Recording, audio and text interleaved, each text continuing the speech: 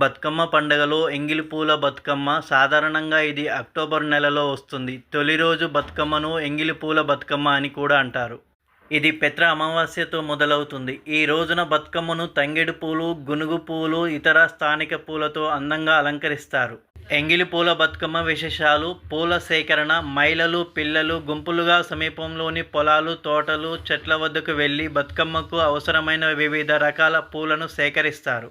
నైవేద్యం: నువ్వుల పొడి, బెల్లం కలిపి తయారు చేసిన సత్తుపిండి. ఈ పిండిని చిన్న ముద్దలుగా చేసి బతుకమ్మ ముందు నైవేద్యంగా పెడతారు. సబ్స్క్రైబ్ చేసుకోండి. పాటలు, ఆటలు. మహిళలు, పిల్లలు కొత్త బట్టలు ధరించి బతుకమ్మ చుట్టూ గుంపులుగా చేరి వివిధ రకాల పాటలు పాడుతూ, చప్పట్లు కొడుతూ ఆటలాడుతూ ఈ పాటల్లో ప్రకృతిని, బతుకమ్మను, దేవిని కీర్తిస్తారు. నిమజ్జనం: బతుకమ్మ ఆటలు పూర్తయిన తర్వాత దానిని మెల్లగా నిమజ్జనం కోసం చెరువులు, నదులు లేదా ఇతర నీటి వనరుల వద్దకు తీసుకెళ్తారు.